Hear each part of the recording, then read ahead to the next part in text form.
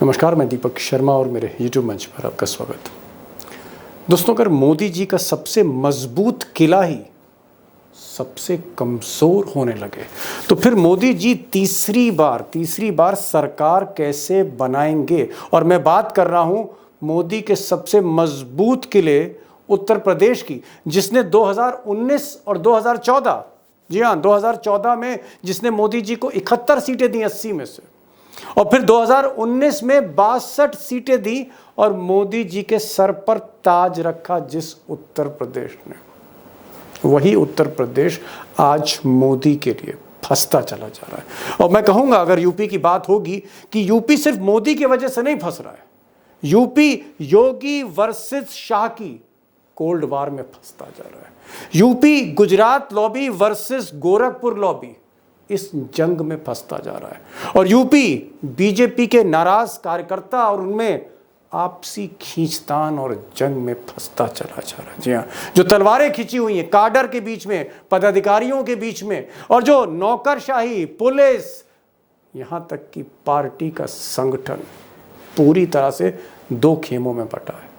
कहीं ना कहीं यूपी में बीजेपी भंवर में फंसती चली जा रही है। और जमीनी सच्चाई यह है कि यूपी की 80 सीटों में हर दूसरी सीट पर बीजेपी का रथ आज फंस गया है। अब दोस्तों, चौथे राउंड के बाद, चुनाव के चौथे राउंड के बाद उत्तर प्रदेश का हाल यह है कि मोदी जी के जो चाणक्य हैं अमित शाह, उनको पसीने छूट रहे हैं। और मोदी जी को खुद समझ नहीं आ रहा कि लखनऊ में बीजेपी का ये जो रथ है, इसको रफ्तार कैसे दें दिल्ली तक पहुंचने के लिए। और दूसरी तरफ जो गोदी मीडिया के एंकर हैं, गोदी मीडिया के चैनल हैं, उसमें से कोई बीजेपी को उत्तर प्रदेश में 80 में से 75 सीट दिए दे रहा है, कोई 80 में 76 सीट दे रहा है, कोई 80 में 74 सीट दिए दे रहा है। सीटें बांटी जा रही हैं टीवी के शोज में, जबकि जमीनी सच्चाई कुछ और है। चलो आप बताओ यूपी में। Sir BJP 75, BJP and allies 5, India. UP में कितना दिया आपने? 70 यूपी, अलाइज 4। चलिए ठीक है।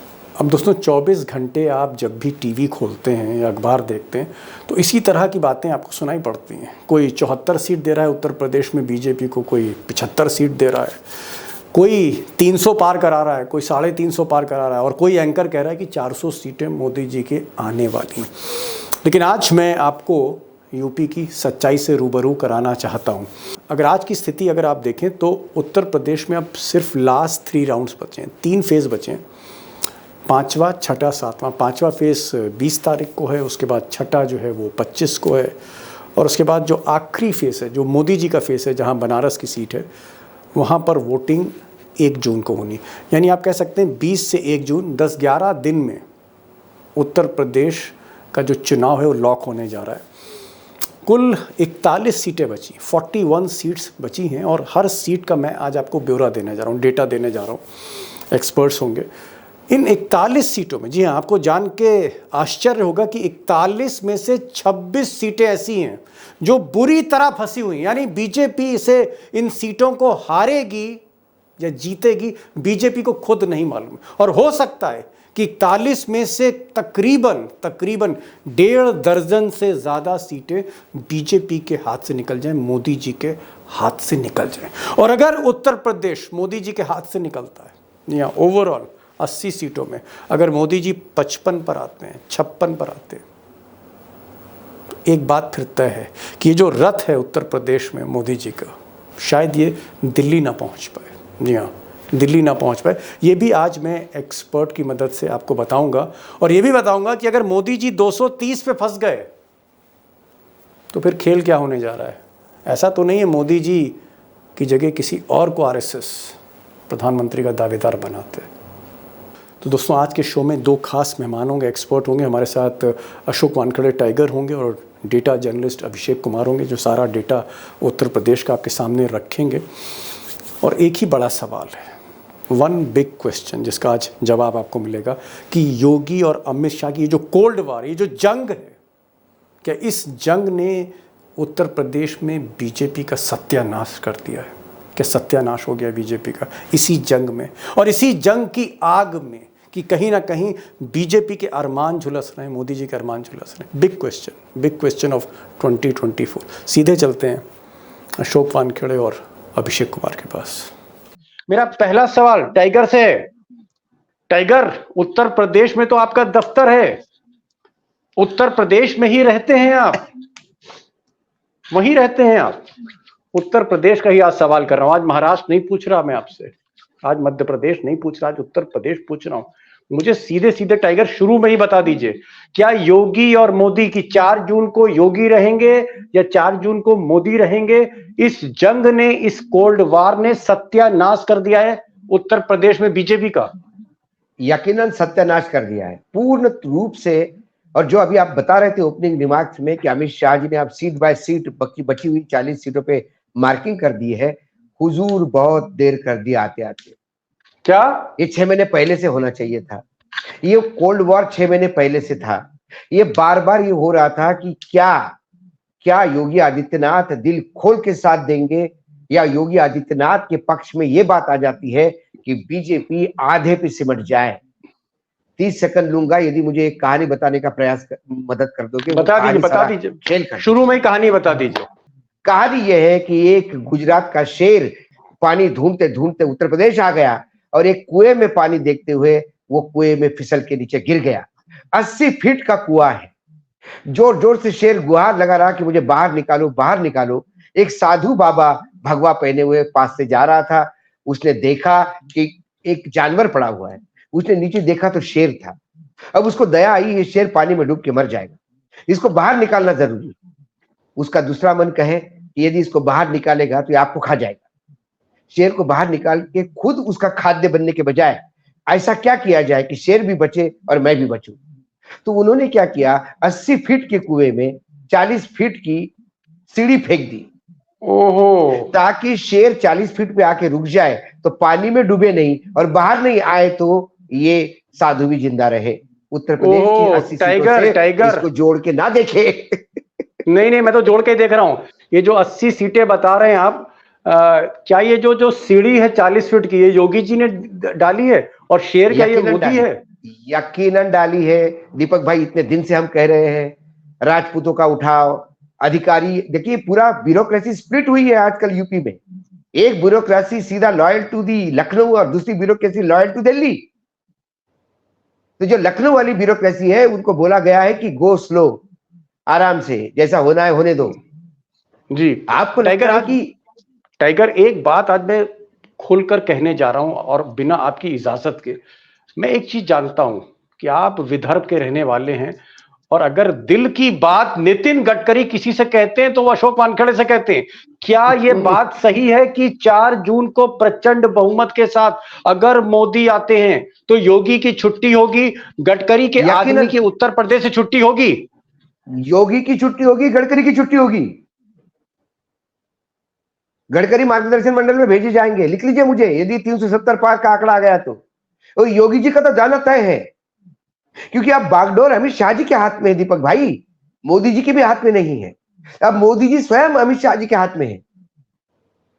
मतलब आप कह रहे हैं योगी का हाल वही, योगी का हाल शिवराज सिंह चौहान, रमन सिंह, वसुंधरा वाला होने जा रहा है। बदतर।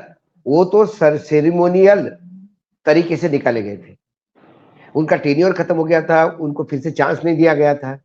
ये तो अनसेरेमोनियसली निकाले जाएंगे, इतनी कटुता बड़ी है। एक सवाल इसी से जुड़ा हुआ सवाल। आप कह रहे हैं कि मोदी जी अगर ताकतवर होंगे, प्रचंड बहुमत के साथ आएंगे तो योगी की विदाई तय है, जिस तरह से शिवराज सिंह या वसुंधरा या फिर रमन सिंह, उससे भी ज्यादा अनसेरेमोनियसली, हाँ, उनको हटा दिया जाएगा। आखिर वो कौन सी परिस्थिति हो सकती है, वो कौन सी सिचुएशन हो सकती है जहां योगी की कुर्सी बच जाए? जब बीजेपी 235 पे बीजेपी रुकती है तो बीजेपी में फिर गुजराती के खिलाफ विद्रोह होगा जी। फिर संघ क्या डिसीजन लेगा ये भी देखने वाली बात है। फिर रथ का घोड़ा यदि कमजोर हो गया तो घोड़ा बदलना पड़ेगा। टाइगर, मैं आ रहा हूं, आपके पास आ रहा हूं, मैं जरा डाटा किंग के पास जा रहा हूं। फिर मैं आपसे जरा गडकरी के बारे में पूछना चाह रहा हूं कि वो कौन सी सिचुएशन है जब गडकरी जो है मोदी को हटा के प्रधानमंत्री बन सकते हैं। मैं उस पर आऊंगा, और तब योगी का क्या होगा। आपसे एक चीज जानना चाह रहा था अभिषेक, कि 41 सीटें बची हैं, 20 तारीख, 25 तारीख और 1 जून, तीनों फेज इन 3 तारीखों पे खत्म हो रहे हैं, यानी 11 दिन में उत्तर प्रदेश में 41 सीटों का निपटारा। मुझे सीधे सीधे बताइए कि इन 41 सीटों में कितनी सीटें फंसी हुई हैं बीजेपी की? बीजेपी की कितनी सीटें फंसी हैं? दीपक जी, इन 41 सीटों में मैंने जो अभी चेक किया है, लोगों से बात की है, 26 सीटें फंसी हुई है। 26 कितनी? 26 सीटें फंसी हुई है। वैसे अरे साहब, 26 सीटें फंस गई तो फिर बचा क्या मोदी और योगी के लिए? फंसी हुई सीटों की संख्या तो ये 37 तक जा रही है, लेकिन 11 सीटों को मैं ग्रे एरिया मानकर छोड़ रहा हूं। 26 सीटें साफ चलिए, दिख रही है कि गड्ढा बड़ा फटाफट सीटें बताइए। मैं अब सीटें सुनना बता देता हूं एक एक करके, जल्दी जल्दी मैं बता रहा हूं आपको। चलिए, आप 20 तारीख का पहले बताइए। 20 तारीख के आंकड़े में रायबरेली से ही देखिए क्या हो रहा है। अदिति सिंह तक कंट्रोल में नहीं है। रायबरेली में पार्टी के कैंडिडेट खाता खोलने की उम्मीद नहीं कर पा रहे हैं। बगल में अमेठी सिंह पर एक मुकदमा क्या हुआ, पूरी की पूरी करणी सेना उतर गई। स्मृति ईरानी क्या कर पाएंगी अब? योगी आदित्यनाथ का प्रशासन भी उन्हें सपोर्ट करने की स्थिति में नहीं है। आगे देखिए, झांसी की सीट है, बहुत स्थिति खराब है, बुंदेलखंड की अघोषित राजधानी में। हमीरपुर की सीट पुष्पेंद्र चंदेल 2 बार से जीत रहे हैं, तीसरी बार उनके संसद पहुंचने में रोड़ा अटका हुआ है, चांस नहीं के बराबर दिख रहे हैं। कौशाम्बी विनोद सोनकर, लड़ाई सपा से नहीं बनाम राजा भैया हो गई है जी। ये लड़ाई सपा से नहीं है अब। बाराबंकी पीएल पुनिया के बेटे चुनाव लड़ रहे हैं। मायावती कांग्रेस से पर रहते हुए हरा नहीं पाई थी पीएल पुनिया को, याद होगा आपको जी। और उसके बाद गोंडा की सीट बेनी प्रसाद वर्मा की चुनाव लड़ रही है। जी, पोती लड़ रही है, पोती। फटाफट सीटों के नाम, फटाफट सीटों के नाम। अब ये सीटों के नाम 20 मई वाली है, ये 20 मई वाली हाँ बताइए, फटाफट रिवाइज कर दीजिए। हाँ 25 मई, फटाफट सीटें चलता हूँ। 25 मई में अंबेडकर नगर है सीट, बसपा ने जीती, हालात बेहद खराब है। प्रतापगढ़ की सीट है, राजा भैया का इलाका है, प्रमोद तिवारी का इलाका है, और इस बार न तो कोई संगम है, न लाल है, न गुप्ता है, तीनों के लायक हालात नहीं है। अब आगे देखिए, फूलपुर की सीट केशव प्रसाद मौर्य के बाद भारतीय जनता पार्टी को इस बार फिर लाले पड़ने हैं। इलाहाबाद का बड़ा हिस्सा इसमें है। आगे फटाफट इलाहाबाद उज्जवल रमन सिंह, बीजेपी के चांसेस नहीं दिख रहे हैं अभी, बहुत कम चांस है। उसके बाद डुमरियागंज, ब्राह्मण मुस्लिम यादव समीकरण ने पूरे इलाके को लगभग उस चुनाव को खत्म ही कर दिया है। वहां चुनाव ही अब नहीं लग रहा है कि है, औपचारिकता लग रही है। बस्ती की सीट पर बहुत खराब हालात है हरीश द्विवेदी के। आप सोच नहीं सकते कि हरीश द्विवेदी मुश्किल में फंस जाएंगे, लेकिन फंसे हुए हैं। संत कबीर नगर, ये सीट भी संजय निषाद के बेटे के लिए पिछली बार की तरह आसान नहीं है। अब ना कोई बालाकोट है और न ही वो माहौल है। योगी आदित्यनाथ भी मन से उनके साथ नहीं है। लालगंज की सीट रिजर्व सीट, पिछली बार भी नहीं आई थी, इस बार भी आने की संभावना ना के बराबर है। इसके आगे आप बढ़ जाइए, आजमगढ़ की सीट, वो तो खैर समाजवादी पार्टी के लिए कह सकते हैं कि बिहार में, पूरा यूपी में धर्मेंद्र यादव लड़ रहे हैं जी वहां से। जी, धर्मेंद्र यादव के लिए वहां पर निरहुआ कुछ नहीं कर पाएंगे, ऐसा लग रहा है। मछली शहर की सीट, पड़ोस की सीट है जौनपुर जिले की, वहां भी हालात बहुत खराब है बीजेपी के। वही इस बार कालीन तो बनाएगा, बिछाने नहीं जा रहा बीजेपी के लिए। आप सिर्फ ये बताइए कि ये जो छठा फेस है, 5वां और छठा फेस, कुल मिलाकर 5वें छठे फेस में कितनी सीटें हैं और कितनी फंसी हुई हैं? देखिए, 5वें छठे फेज में आप कुल मिलाकर के देखें, दोनों फेज को मिलाकर के तो 18 सीटें हैं जो मैंने आपको बताई, और इन 18 सीटों पर गड्ढा बड़ा है। 18 सीटें फंस गई। मैं आखिरी फेज पर आऊंगा। आखिरी फेज मोदी जी का फेज, जहां बनारस से लड़ रहे हैं।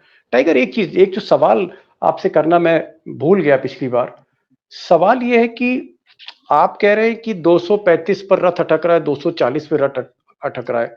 क्या 230 240 पर अगर मोदी होते हैं और उत्तर प्रदेश में वो झटका खाते हैं, चाहे उसका कारण योगी हो, जो भी हो, अगर मोदी ने उत्तर प्रदेश में झटका खाया, सीटें कम हुई, फाइनल स्कोर मोदी का 235 पर आ गया, क्या उसके बाद नितिन गडकरी को आरएसएस प्रोजेक्ट कर सकता है?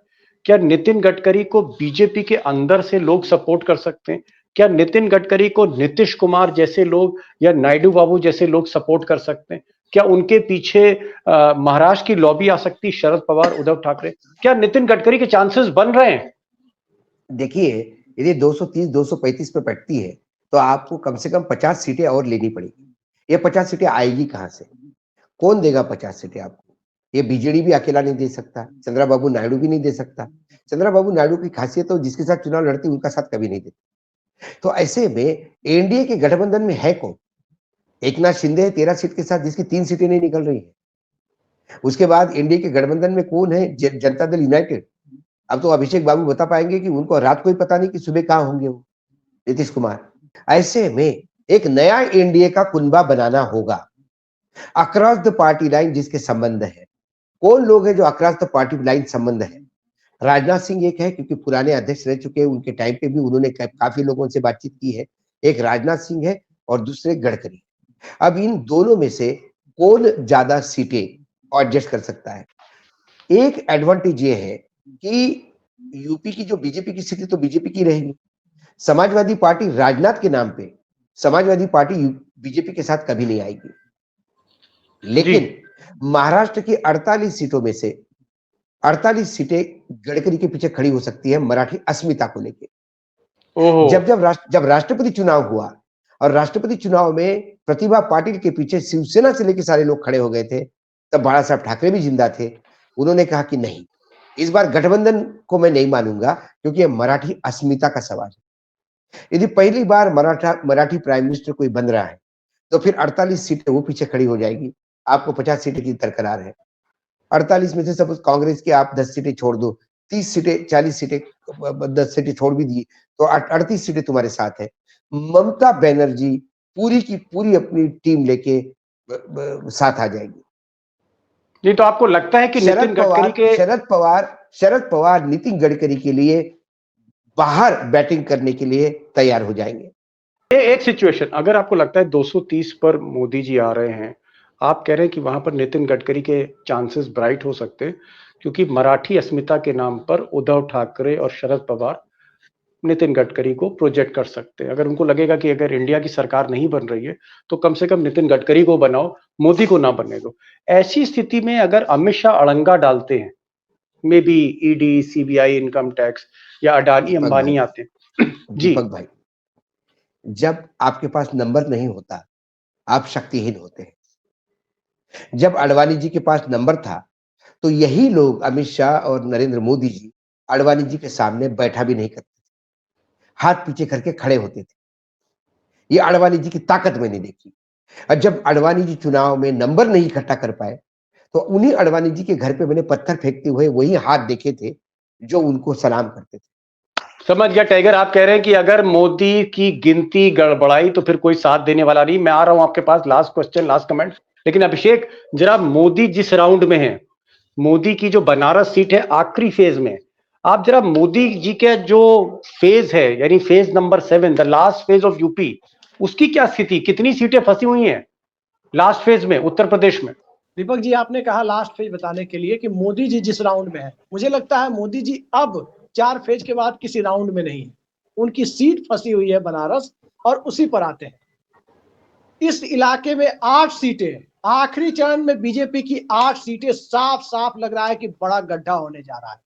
और शुरुआत गौतम बुद्ध के कुशीनगर से ही करते हैं। कुशीनगर की सीट 2014-19 दोनों बार मोदी जी के साथ थी। इस बार वहां बहुत कड़ी लड़ाई है और भारतीय जनता पार्टी पिछड़ती हुई दिखाई दे रही है।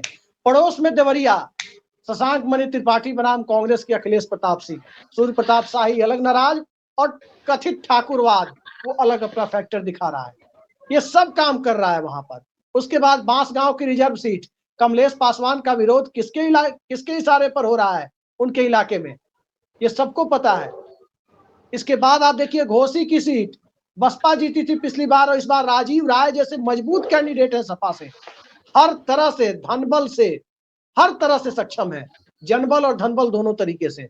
ओम प्रकाश राजभर के बेटे फंस गए हैं वहां। बलिया, पूर्व प्रधानमंत्री चंद्रशेखर के बेटे के पास अपने पिताजी का नाम इस चुनाव में बेचने के सिवा कुछ है नहीं भारतीय जनता पार्टी का। वो नरेंद्र मोदी का नाम अगर बेचते हैं तो ज्यादा बुरा फंसने की स्थिति में है। ये हालात है बलिया में। सनातन गाजीपुर, मुख्तार अंसारी का गाजीपुर कहने की जरूरत नहीं है कि मोदी जी के ब्लू व्हाइट बॉय जब चुनाव हार सकते हैं बालाकोट स्ट्राइक के दौर में मनोज सिन्हा, तो आज क्या स्थिति होगी अफजाल अंसारी की। उसके बाद चंदौली, महेंद्र नाथ पांडे बमुश्किल से चुनाव जीते थे, अब वो बमुश्किल घड़ी भी नहीं आने वाली। इसके बाद आखिरी सीट रॉबर्ट्सगंज, पकौड़ी लाल का टिकट काट दिया गया है। पकौड़ी लाल का टिकट काटने के बाद जब टिकट दिया गया है, वो नए कैंडिडेट भी किसी भी प्रकार की वहां पर पकौड़ा या पकौड़ी बनाते हुए दिखाई नहीं देंगे। अब वहां पर नरेंद्र मोदी की रोजगार योजना नहीं चलनी। जी चलिए, बनारस तो मोदी जी जीत रहे हैं, लेकिन आप ये बताइए कि इस लास्ट फेज में कितनी सीट फंस गई हैं? कितनी सीट? 8 सीटें। 8। तो आपने बताई फेज 5 में आपने कहा 7 सीटें फंसी हैं, छठे फेज में आपने कहा 11 सीटें हैं, और मैं जो नोट कर रहा हूं जो आप बता रहे 8 सीटें आप कह रहे हो कि मोदी जी का जो लास्ट राउंड है उसमें 8 सीटें फंस गई, यानी 41 में से 26 सीट फंस गई। एम आई करेक्ट? जी 41 में से 26 फंसी हुई है। 26। मैं फिर कह रहा हूं, यह आंकड़ा ऊपर भी जा सकता है। चुनाव ओके करीब आने ओके, दीजिए। चलिए मैं लास्ट क्वेश्चन टाइगर, 41 में से 26 सीट मोदी जी की फंस गई हैं लास्ट राउंड में, लास्ट 3 राउंड में उत्तर प्रदेश में। ऐसा न 2014 में हुआ, ऐसा न 2019 में हुआ। एक बहुत बुरी स्थिति, बहुत बड़ा चैलेंज मोदी जी उत्तर प्रदेश में सामने है उनके। मैं अगर आपसे कारण पूछूं तो एक बड़ा फैक्टर या 2 बड़े फैक्टर क्या हैं कि मोदी जी की जो भैंस है उत्तर प्रदेश में पानी में जा रही, मोदी जी का यूपी में बैंड बज रहा है, इसका अगर मैं 2 कारण आपसे पूछूं, 2 मेन कारण, 2 लाइन में। अति आत्मविश्वास, अहंकार और साथियों पे विश्वास न रखना। साथियों पे विश्वास, ये तो बड़ी लाइन बोल रहे हैं आप। आपने स्टेट यूनिट को कॉन्फिडेंस में नहीं लिया, आपने मुख्यमंत्री को कॉन्फिडेंस में नहीं लिया, आपने जो चाहे उम्मीदवार घोषित कर दिए और उम्मीदवारों को जो विरोध सहना पड़ा, ये आपने सिर्फ गुजरात जैसा पूरे देश में किया। इस बार तो गुजरात में विरोध हुआ, देश तो विरोध करेगा ही, क्योंकि देश आदि नहीं है आपका। ये भाजपा है, ये भारतीय जनता पार्टी, जहां जिले स्तर से नाम आता था ऊपर उम्मीदवार लॉबिंग के लिए नहीं आते थे, सिर्फ नाम आते थे। आजकल लॉबिंग में चला, पैसा चला, व्यभिचार, भ्रष्टाचार, इसको नजरअंदाज किया गया। जिताऊ उम्मीदवार करके जिसने बोला जो मेरा है, अपना है, तेरा है, उसका है, ये सेग्रीगेशन किया। जो थोड़ा सा योगी आदित्यनाथ के साथ ठीक है, उसको साइड को करो, क्योंकि वो योगी का आदमी है। आदमी भाजपा के होते हैं, कोई राजनीतिक दल के होते हैं, वो कोई ना कोई किसी से नजदीकी होती है। आप यदि ऐसा सेग्रीगेट करोगे तो फिर विरोध का स्वर जो भूनना पड़ गया। आज स्मृति ईरानी को किसी भंडारे से वापस जाना पड़ा, ये हुआ है, वहां पे लोगों को वापस जाना पड़ा। और दूसरी बात, समझ गया जी। कि आपने जो कहा कि एक एम्बेसडर भेजे जा रहे हैं, वो एम्बेसडर क्या कर रहे हैं पता है आपको? अब यूपी के लोकसभा के चुनाव ग्राम पंचायत के चुनाव जैसे लड़े जा रहे हैं। मतदान के एक दिन पहले नॉनवेज, मटन, दारू ये सब चलने लगी है गांव में। जी आप जरा ग्राउंड रिपोर्ट लीजिएगा। टाइगर, आपने इस लोअर लेवल पे आ गई है। जी टाइगर, आपने बड़ी बात कही, आपने बहुत बड़ी बात आज कही कि आपने कहा कि मोदी की जो सबसे बड़ी गलती थी कि उन्होंने उत्तर प्रदेश को गुजरात बनाने की कोशिश करी। जिस तरह गुजरात मोदी जी के मुट्ठी में रहता था, वो चाहते थे कि देश के सबसे बड़े सूबे को भी अपने मुट्ठी में कर लें। और इस पूरी इस मकसद में जब वो कहीं ना कहीं मोदी जी फेल हुए, क्योंकि योगी के आदमी हो, राजनाथ के आदमी हो, सारे आदमी टारगेट किया गुजरात लॉबी ने, और कहीं ना कहीं किसी पर विश्वास नहीं किया। आज मोदी और शाह के अलावा तीसरा आदमी नहीं है, तीसरा बड़ा नेता नहीं है इस वक्त उत्तर प्रदेश में जो मोदी के साथ खड़ा हो। ये टाइगर आप कह रहे हैं। कुल मिलाकर कहीं ना कहीं आप कह सकते हैं कुछ गलतियां मोदी से हुई हैं। और जो अभिषेक बता रहे हैं कि अगर 41 में से 26 सीट आखिरी 3 राउंड में फंस गई, यानी हर दूसरी सीट अगर बीजेपी की फंसी हुई है, तो ये आंकड़ा उत्तर प्रदेश में हो सकता है कि 50 पर रुके, 55 पर रुके, 52 पर रुके। अगर 25-30 का घाटा, 25-30 सीटों का घाटा मोदी जी को यूपी में हो रहा है, तो फिर भगवान जानता है कि 4 जून को शपथ कौन लेगा, 4 जून को नतीजे क्या बोलेंगे। क्या मोदी जी तीसरी बार प्रधानमंत्री बन पाएंगे, नहीं बन पाएंगे, एक बहुत बड़ा सवाल है। खैर, बहरहाल टाइगर आप आए और अभिषेक आप आए, खुलकर बातचीत हुई। अपने दोस्तों की तरफ से बहुत बहुत शुक्रिया। Thank you so much for joining this programme.